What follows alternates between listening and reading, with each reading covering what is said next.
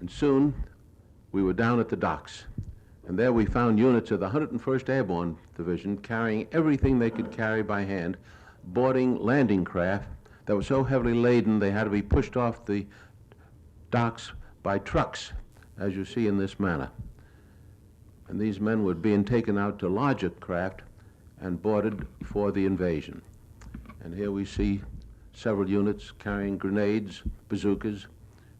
They didn't have an opportunity to load this aboard jeeps that were not fully available at this particular moment. We were aboard a fleet of LCIs, and here shown with the commander of the invasion group in the center, and the captain on the right, rather the captain of our ship, Lieutenant Patton, was in command of the LCI number 5, and we found out that he participated in several invasions in the Mediterranean area, and we felt rather confident that he knew what he was doing. But we stayed aboard this ship for almost 5 days. This is the commander of the squadron. I remember Lieutenant Patton's name well because we were with him for so long. Wes Haynes was trying to get ready for the trip into Paris. I think he was premature. And these are units of the 101st Airborne Division aboard our landing craft, amusing themselves. And I don't have to tell you who this man is imitating. He was a Notre Dame football player at one time, and I was told later on that he was killed in the action.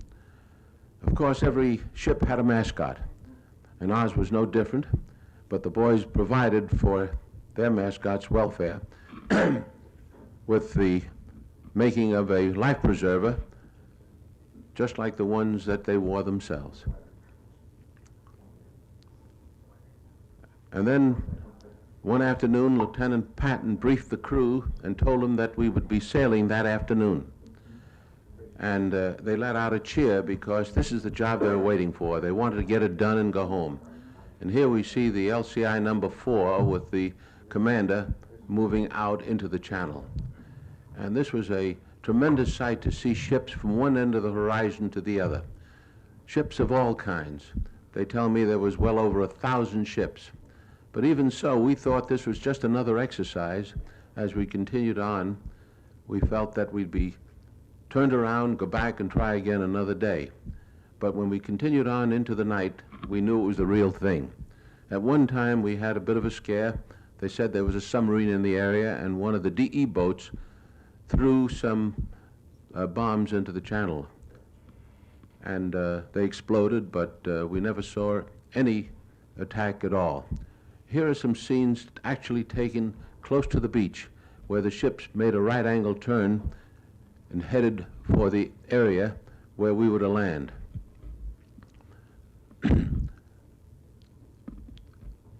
That is a DE boat in the distance. And of course, we were on the alert for any kind of attack, even airplane attacks. Fortunately, our Air Force did their job well, and at no time did I know of a German attack, except after we had landed, 2 planes attempted to strafe the beach, and I happened to be in the area. Now, these are some scenes that I took with my camera that was reduced to 16 millimeter. This particular scene of these men going ashore was taken by an automatic camera aboard a British landing craft, and they were the first men to land.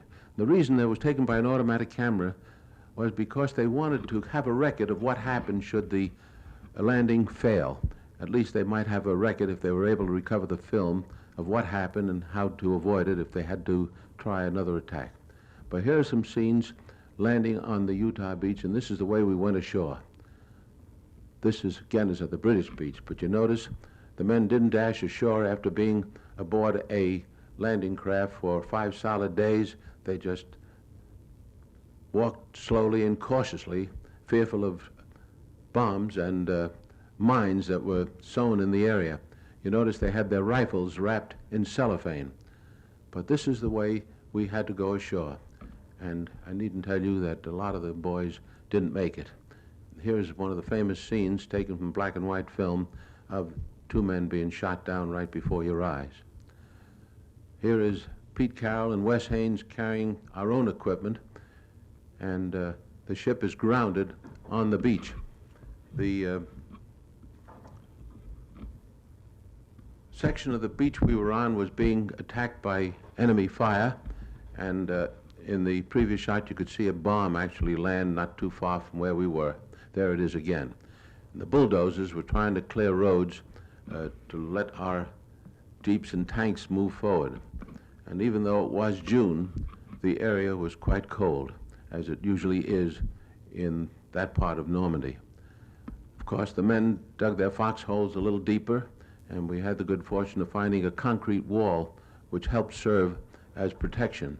But even now, we're taking some of our wounded back to the beach so they can be transferred back to England. But when the tide went out, the ships could not come in close, or those that went aground had to wait for high tide to be refloated if they weren't hit. We stayed on the beach the first night and lived in a foxhole, and soon we showed some of the first prisoners taken in the area late the first day, who were captured close to the beach and were sent back to England because there was no room to keep them there. This is our first command post, where General Collins on the left is talking to some of his officers, and we were able to get some of the first hot food at this place, and I didn't realize how hungry I was until I saw these pictures. There's Larry LeSueur again and Bob Landry on the right.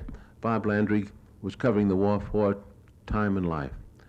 And although it kept me very busy for 8 solid days, I used up all the film I had and decided to go back to France to get some more and probably to get a bath. I hadn't had my clothes off during that entire time. And my landing at England took place at a place near Bournemouth. It almost looks like the cliffs of Dover that everyone is familiar with, but it was a beautiful sight to see the coast of England and know that I could get some rest after a while.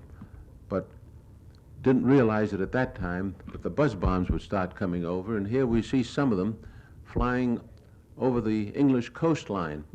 And these buzz bombs were a terror weapon. They didn't know where they would land, but the British were quick to set up machine guns and anti-aircraft fire to knock them out of the sky, and they managed to shoot down quite a few. They even sent planes up into the sky to knock them out of the air. And of course, sometimes they did get through, and where they fell, they caused considerable damage.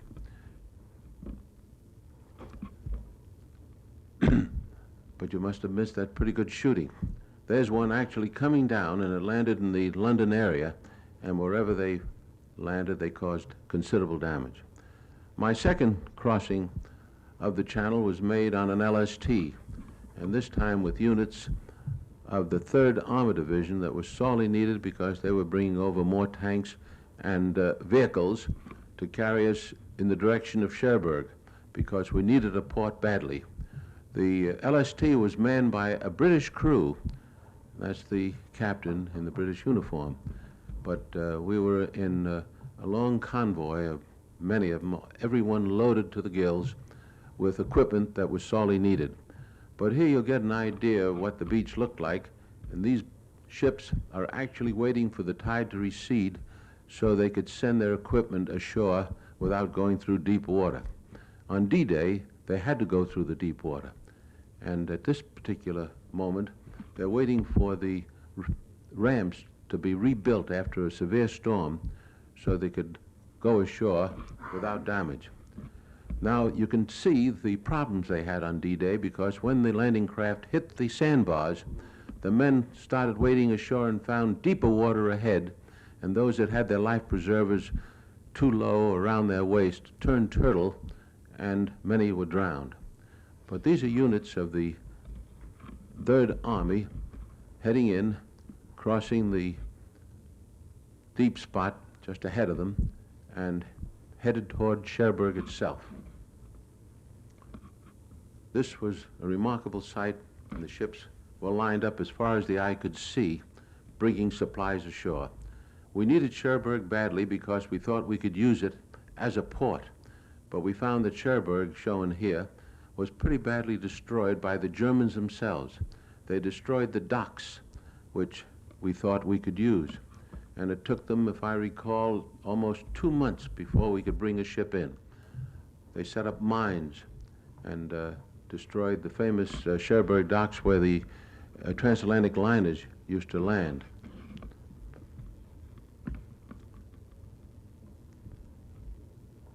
They not only destroyed the docks, but also the inland bridges that crossed the rivers that entered the Cherbourg area, the canals. This is one of them was destroyed by the Germans. Soon the French people came back into the city and gave us a warm welcome. And soon we found the prisoners, and I think they took something like 16 or 18,000 men out of the Cherbourg area, and they're still holding their personal belongings, marching toward the beaches because they had to be transported to England and some eventually to the States to be held in prisoner of war camps. And even at this time, those that could talk to us or would talk to us said we'd be pushed back into the Channel in less than a week.